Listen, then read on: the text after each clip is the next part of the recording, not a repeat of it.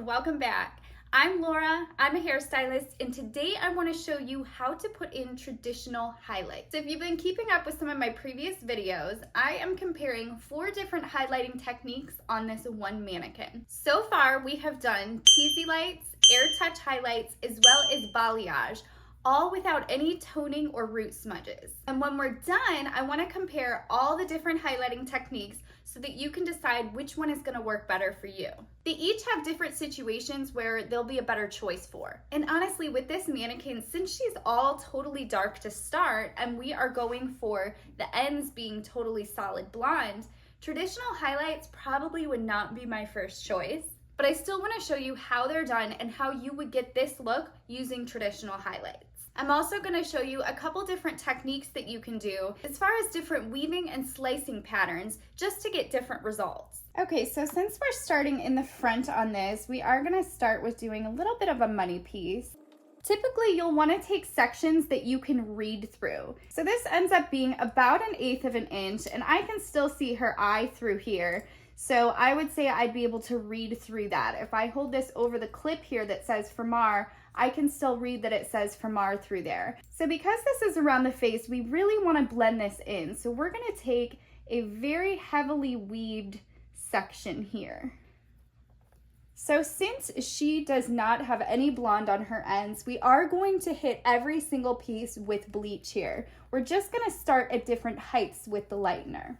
Around the face, I like to use these detailing foils just because they're a little bit more pliable and easy to work with, and I don't think that they slip as easily. So I take my rat tail comb and I fold the foil over the back of the comb. You'll see why we do this in just a minute. Then when you're applying the foil to the head, you'll hold this hair up and out of the way, and you're gonna put the foil all the way up. Over directing the hair is important because if you don't, you're not gonna get as close to the scalp. So if you hold this and over direct it, then lay the hair over top, you're gonna get a much closer foil. And I always like to start painting below the top. That way I can kind of work my way up and make it a little bit more blended. And I'm just using a traditional lightener with 30 volume developer. As you work your way to the top of the foil, I like to use the corner of the brush just to work my way up so that I'm not gonna have a harsh line there. I like to fold the foil twice. And then the key here is to take your comb, stick it under here where you have folded that crease, and push it up. And that helps you to lock it in place. Then you can fold these over, and that foil is not going anywhere. Now this next piece I don't want to take as high up, so I'm actually going to use a different foil here, and I'm going to place it under the hair and then just paint it right on. Again, I'm holding the brush vertically and working my way up. And for any highlighting technique, saturation is key here. You really want to make sure that you're properly saturating the hair if you want good lift.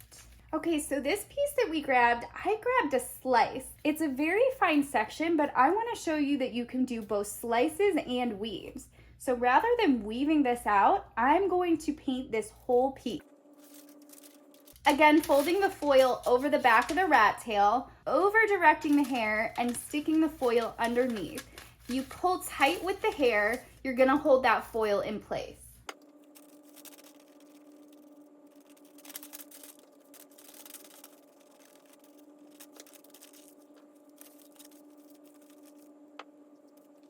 So we're gonna take down our next piece. And since we sliced the last section, we are gonna weave this section. But this time I'm gonna do a chunkier weave. So instead of doing very small pieces like this, I'm gonna take bigger chunks here. So if you can see, I've got 3 ribbons here, 2 ribbons down here. So let's clip these ones out of the way. And we're gonna highlight these 2 here.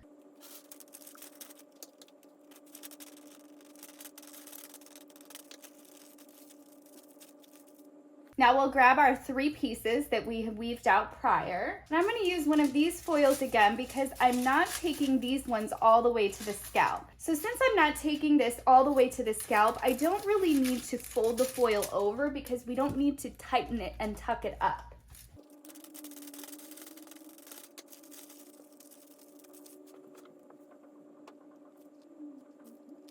Now again, let's go back and do a tighter weave. And because this foil and the next one are both coming from the same section, it doesn't really matter which one we go higher on or not. I usually like to judge by which one has more hair and which one do I want to be blonder in that section. So in this one, this section that I'm holding here has more hair out of the weave. And I've already done a lot of blonde pieces here. We're gonna start working our way to having more dark as we go further back because we're getting further from the face. So I'm gonna do this section that has more hair as the lower highlight.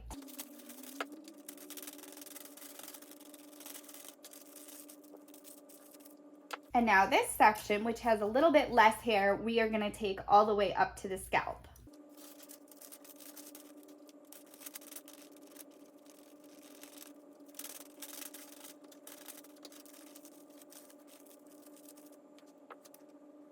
Okay, so taking another slice section, and I'm actually not going to continue to do slices throughout the rest of this highlight. I'm only going to do a slice in the front around the money piece. So I'm gonna go back to doing our thicker weaved highlight here. Okay, so this weave has a little bit less hair, so this is the one I'm going to do all the way up to the scalp. And the reason I don't wanna do any more slices as I'm getting back throughout the rest of the hair is because we don't want this to be too blonde. If you look at the highlights on the rest of the head that we've done, we didn't do this as a full-on, very, very blonde client. We did this as a lived-in color that's going to add some brightness, but really blend in to the natural color of the hair because she is so dark. Okay, so this piece here is going to be lower.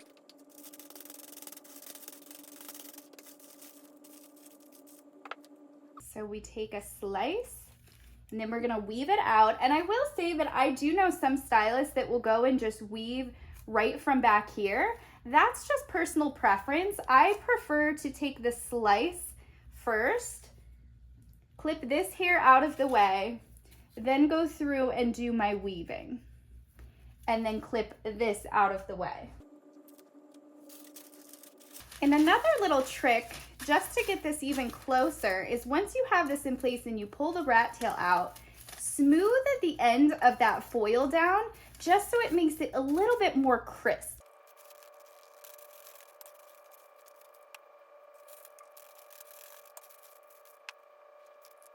Okay, taking another slice. And then this one, we're gonna do a thicker ribboned weave. Now you can choose to do a combination of different weaving types or not. You can do all slices, you can do all fine weaves, you can do really any combination that you choose. It really depends on what look you're going for and what feels right in the moment. A lot of times I will mix several different techniques all into one highlight. And this also means that I will often mix several different techniques like balayage, teasy lights, and traditional highlights all together.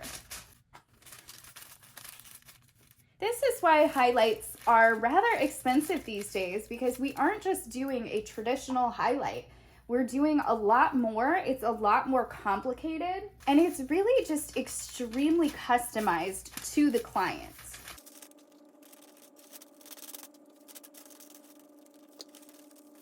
Another thing that this little tucking technique does is that it stops you from getting bleed marks. Bleed marks happen when lightener gets over the foil and onto the hair that is not supposed to be colored. Then you end up with like a blonde splotch right at the top, and that is not good. So when you're highlighting, it's very important to not go over the edge of the foil, or else you'll end up with a bleed mark. Lightener expands over time as it processes, which means it's going to get bigger and it's going to expand here. So we don't want to already start off by painting over that foil, or else we're going to end up with a very colorful and leopard printy like highlight.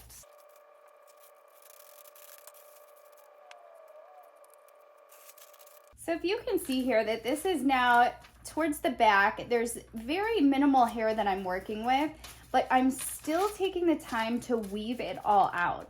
We don't want to just do chunks where we just leave them out or put an extra couple pieces in just because it needed to fit. You do not want to do that. You don't want to take shortcuts. So even though this has gotten to be a very tiny corner up here, I'm still weaving it and I'm still taking the time to highlight it properly. Okay, so there we've done the whole side, and now I'm gonna move on to this top section. Honestly, it is done the same exact way. We're gonna start with these pieces in the money piece here. We're gonna weave the first one and secure it in place.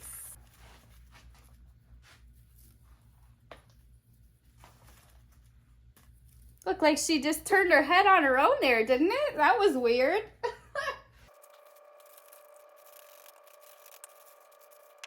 Okay, and if you'll remember, the next one we did it as was, and if, oh, there she's moving her head again.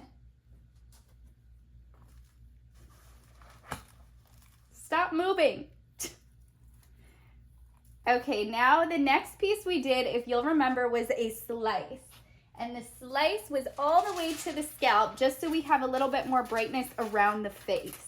Now, the reason that this hair looks like it's thicker over here and thinner over here is because it's a mannequin, and mannequins don't have even hair. She's also lost a bit of hair because I used her as a Halloween decoration, so that's just something to keep in mind. That's why that looks like that.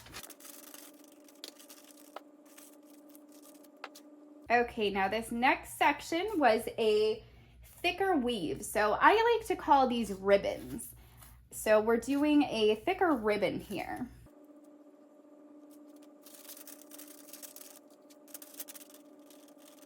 Okay, good. I'm glad this happened. So if you can see, I got a little bit of lightener on some of this hair that is not supposed to be highlighted. And if you want to fix that, you just take your comb and brush it up until you can't see it. Now, if you got a significant amount, you may want to take a wet towel and dab it off. But if it's just a little bit that just touched it like that, all you have to do is comb it away. If it's combed away, it's not going to be saturated and it's not going to process.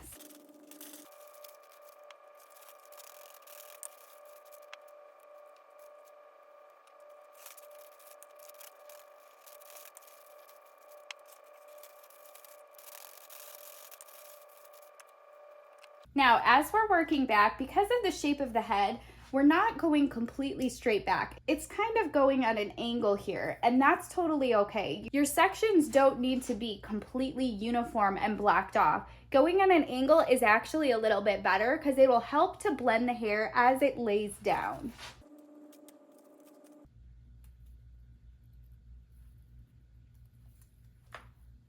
She keeps moving her head on her own, guys. This is so weird.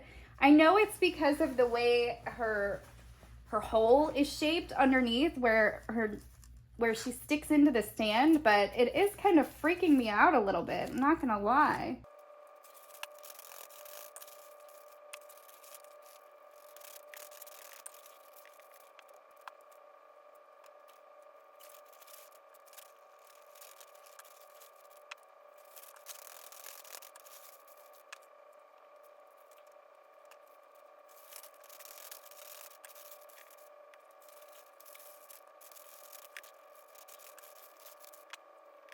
Okay, another chunky one.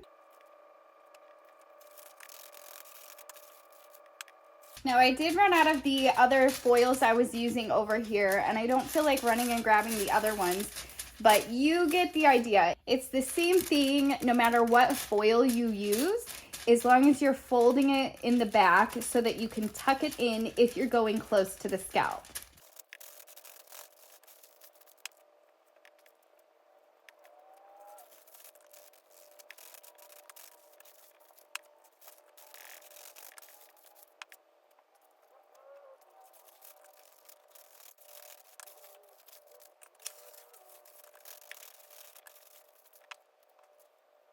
Again, as I'm getting closer and the sections are getting narrower and narrower, I'm still taking the time to weave and be very precise with these.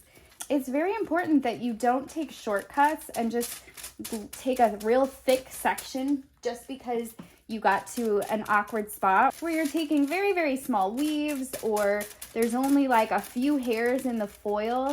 It's very important that you keep consistent when you're doing your highlighting like this, because you do not just want to group all this hair into one section, because it's not going to be even, it's not going to be close to the scalp because it's bigger than it should be.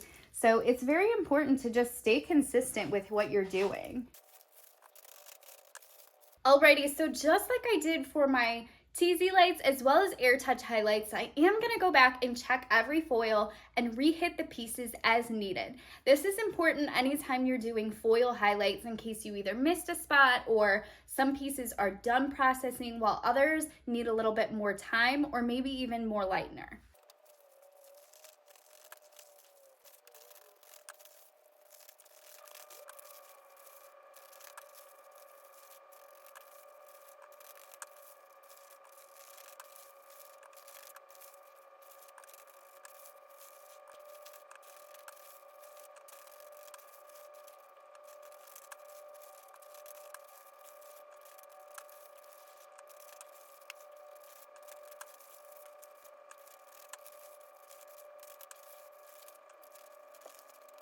And I also want to point out, as you're going through these, you don't necessarily have to put as many folds back into the foils if it's easier for you. So if you'll watch here, if you just want to fold it back up without folding the corners in, that's totally okay.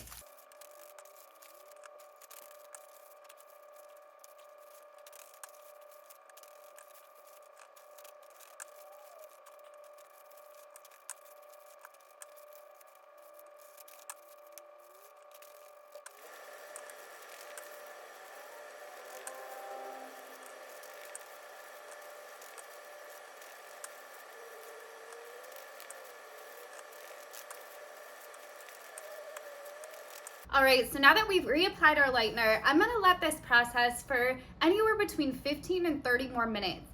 I'm gonna check her again after 15 minutes, and then when she's ready, I will shampoo her with Olaplex Purple Shampoo and Conditioner.